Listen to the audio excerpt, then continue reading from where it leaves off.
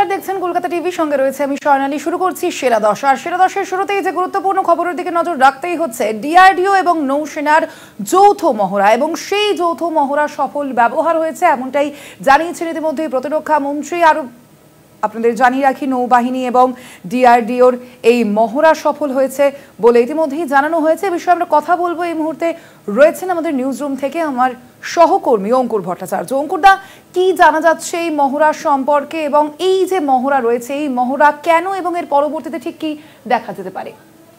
দেখো, এই মহড়াটা দিয়েছে DRDO, defence research and development organisation. প্রতিরক্ষা সংক্রান্ত গবেষণার কাজ করে এরা, এবং সেই প্রতিরক্ষা সংক্রান্ত গবেষণার মাধ্যমেই মাল্টি ইনফ্লুয়েন্সিয়াল গ্রাউন্ড মাইন তৈরি করেছে, যেটা নৌবাহিনীকে দেওয়া হচ্ছে।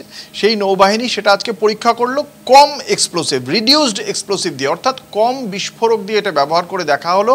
মহড়া দিয়ে দেখা হলো সমুদ্র তলে এই বস্তুটা, অর্থাৎ এই যে প্রযুক্তিটা মূলত সমুদ্রতলে যে মাইন রাখা হয়, আমরা ল্যান্ড মাইনের কথা জানি, যেটা নকশালরা বিভিন্ন সময় রেখেছিলেন, আমরা দেখেও ছিলাম। এটা সমুদ্রতলে কিছু জাহাজ থাকে, স্টিলথ শিপ যাকে বলা হয়, বা সাবমেরিন থাকে, তাদেরকে ধ্বংস করার ক্ষেত্রে এই যে মাল্টি ইনফ্লুয়েন্সিয়াল গ্রাউন্ড মাইন বা এমআইজিএম প্রযুক্তি অত্যন্ত কার্যকরী। এবং সেই এমআইজিএম কিভাবে তার শব্দ থেকে, তার তরঙ্গ থেকে, তার যে ম্যাগনেটিক ওয়েভ তৈরি হয় একটি সাবমেরিন বা স্টিলথ শিপ গেলে, সেই বস্তুগুলো থেকে এটা নির্ণয় করতে পারে এবং সেই জাহাজটিকে ধ্বংস করতে পারে। এবং ইতিমধ্যেই ডিআরডিওর চিফের পক্ষ থেকে জানানো হয়েছে এটি নৌবাহিনীকে দেওয়া হয়েছে, এবং নৌবাহিনী এই প্রযুক্তি তারা নৌবাহিনীতে নিয়েছে, এবং আগামী দিনে এই প্রযুক্তির ব্যবহার করা হবে শত্রুপক্ষের জাহাজের ক্ষেত্রে। আজকে এই মহড়া সফলভাবে হওয়ার পর প্রতিরক্ষামন্ত্রী রাজনাথ সিং তিনি ডিআরডিও এবং নৌবাহিনী উভয়কেই আজ তিনি অভিনন্দন জানিয়েছেন।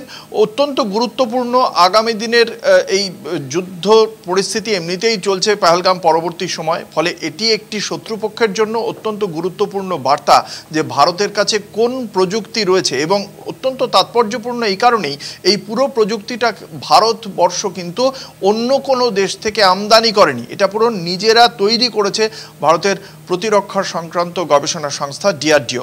ফলে এই প্রযুক্তি ভারতে নৌবাহিনীর হাতে এসে যাওয়ায় আরও শক্তিশালী হলো নৌবাহিনী বলাই বাহুল্য। স্বর্ণালী, একেবারেই অঙ্কুর, আপাতত ধন্যবাদ। তুমি আমরা কথা বলছিলাম, আমাদের সঙ্গে সরাসরি নিউজ রুম থেকে ছিলেন আমার সহকর্মী অঙ্কুর ভট্টাচার্য।